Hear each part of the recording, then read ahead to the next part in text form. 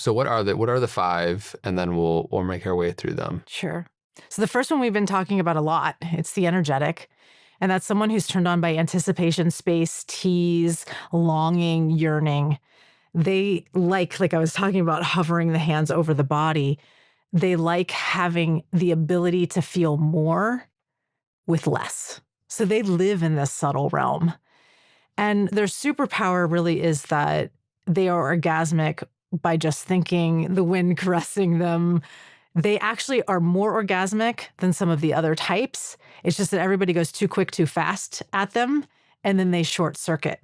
And so the shadow side of the energetic is that they can feel like they're dissociating. They can feel like something's wrong with them. They can feel like they're not turned on.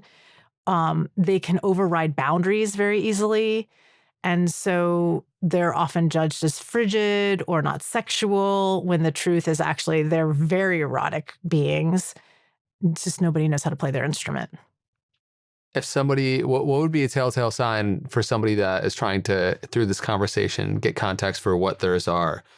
Yeah, how would somebody know if they're more of an energetic type? The way that I test this is actually in the body, because the body tells the truth about what type you are. And so if you're someone who is more turned on by someone hovering their hand over your body, or the anticipation and imagination that you're going to kiss someone versus the actual kissing, that when you get to the kissing, it's kind of like, but all the build up towards the kissing was the turn on. Those are like signs, but it's mostly testing yourself in terms of actually physically, what is it? This light touch? Is it non-touch? Is it the anticipation that's turning me on? And getting really curious. I also think just like we lose play, we lose curiosity, and curiosity breeds intimacy. So the more curious you are, the more intimacy you're actually building with yourself and another person. So get really curious about your body and just start to play, oh, what's this feel like? Oh, what's this feel like? And see what happens. Amazing. Okay, so what's next? Sensual's next. The sensual. And the sensual is someone who's turned on by all of their senses being ignited. So this is someone where the energetic loves all the space and tease, the sensual wants it collapsed. They want closeness. So think more like slow dancing, really, really close with one another. Candlelight, the environment being a certain way, music within the environment. When we think of what is sensual or romantic, context is really important for a sensual. So having like the context of, we haven't seen each other for so long, and now we're going to see each other again, and we're going to reunite, and there's going to be swans. And that's a very sensual context. Or firelight, like these romantic notions. Story is very important for the sensual. And the shadow side of the sensual is that you get caught up in your head and you have a hard time feeling what's happening in your body. So you get disembodied. Like circumstance dependent. Very much so. Very much so. And if like somebody's breath stinks, you get distracted, the sock's on the floor, like it can be like taking you out of the experience. But the superpower is that you bring the beauty to the erotic experience. So someone who's very sensual brings they're going to bring that environment, and they're going to dress up, and they're going to do all the things that make them feel and help them feel like they're now in the erotic reality. Okay. Yeah. Sweet. What's the third? What's the next? The third is the sexual. And this is what we think of when we think of sex in our culture. So this is someone who likes nudity, orgasms, getting to the point of it. They want to get straight to that pleasure spot. Often penis and vagina sex, what we think of as sex, but that's the limited definition of sex. And so, but the superpower of the sexual is that they bring the fun, they bring the lightness, and they bring the ease to sexuality. They're like, sex is easy. What are you guys all fussing about? I hear this a lot from sexuals when I'm working with my clients of like, I just don't understand why everybody's making it so complicated. It's like, it's easy. What are you talking about? And so, but the shadow side of that, of course, is there's not room for the other blueprints. Everybody else is kind of wrong. And the shadow side can also be this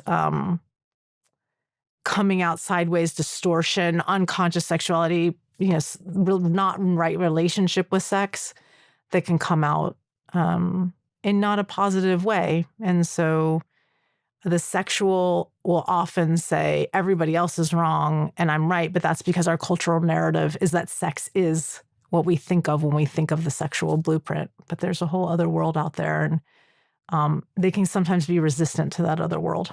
Got it. Yeah. Yeah, I feel like most people are familiar with that one standard notion of sexuality Yeah. in that sense. Okay, so we got energetic, sensual, sexual, and then the fourth one, Kinky. kinky. So kinky is the taboo. And this means it's anything that's taboo for you. So, for example, I had clients who had sex in missionary position for 40 years, never had another position because it was taboo, because they both grew up very religious. And they were like, "Oh, Jaiya, we had sex out of missionary position." And it was so kinky for them. So they were actually kinky blueprint because everything was so taboo, even though it may seem very mild for most people. But I think when people think of kinky, they often go to another extreme. And so this can include BDSM. This can include psychological kinky play. This can include physical kinky play. So there's different ways in which that can express. But the underlying definition is the taboo is where the turn on is. The superpower of this is it's endlessly creative. I mean, we've created so many things that are taboo when it comes to sex that we have an endless world to explore within that realm. And so it can be fun. It can be creative. There's a lot of communication that can happen within that. So there's a lot of, actually, kinky people have a lot of really healthful communication. They've gotten really creative in how they express and communicate about sexuality. And then the shadow side is shame. This is the blueprint that harbors the most shame because it's like, oh, I want to do these things that are naughty, that are the taboo.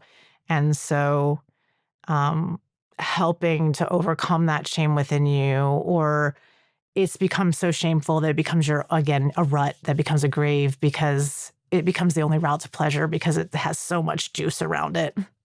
Is there a link between some sort of sexual suppression and the different types of like the need for a kink outlet in some capacity? I haven't seen that so much because I think all of the blueprints in some way have suppression. The energetics are ashamed and suppress themselves in some way because they tell themselves that they're weird. I know I've struggled with that one of like, oh gosh, I'm so weird. Like somebody just barely touches me and I start, having these grand orgasmic experiences.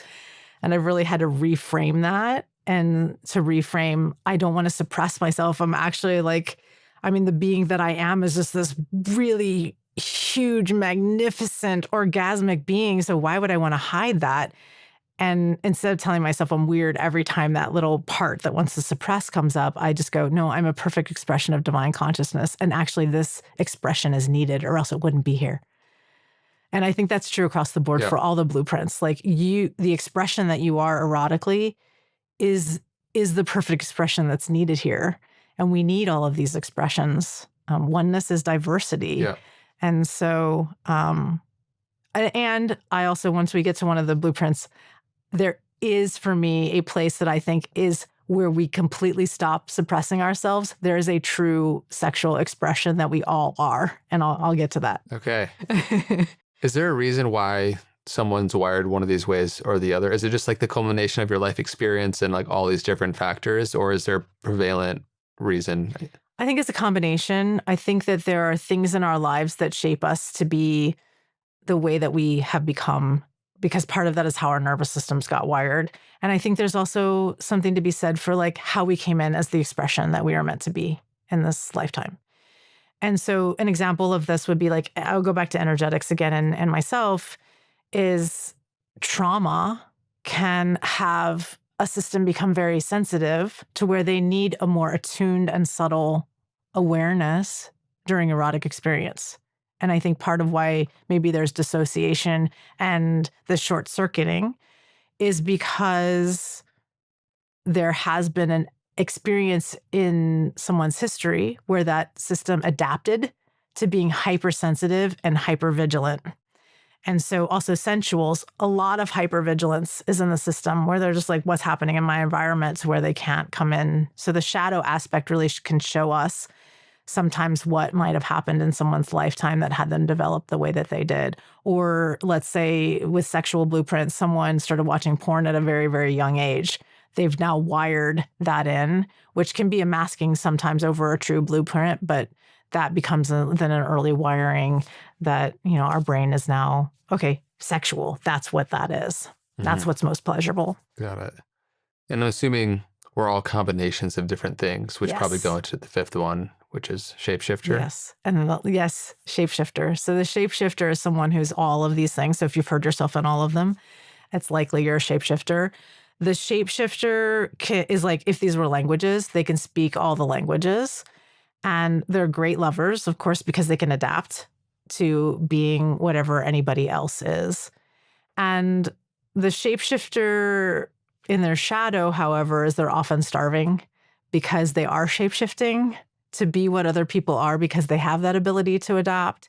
And also because their sexuality is full spectrum. They have all of the blueprints. And if they've been developing in this and they're aware of it, then they are going to have, it's kind of like, I liken it to like a hyper sports car. And they can just like let loose in all the ways. But someone needs to know how to drive that, and most people in this world have not developed in the sexual line to the point to where they know how to even start to let that open and really take advantage to what a shapeshifter is. And to come back to what I think we all are, what I've seen through my work over the last 30 years is that as people go on this journey, we all become shapeshifters. And I think what happens is that we all start out with this fullness of our sexuality. And then we cut off a part and we compartmentalize and make that one's not okay, or we strengthen a part. And so what most people are is they have like a high percentage of one and a little bit of the other ones. And by the time they end their sexual journey or they've deepened their sexual journey, most people come out as shapeshifters. So my theory, based upon the 30 years of watching people go on this journey, is that we actually are these full spectrum erotic beings. And Eros wants to express itself in all of the ways, and consciousness wants to play and experience in all of the ways to know itself better. And so in order to know itself better, we have this variety of sexual expression. And to allow that variety of sexual expression without shame and do it consensually and ethically and with integrity and with consciousness, we find the sacredness in all the expression. And then we come into wholeness, and the integration is the shapeshifter.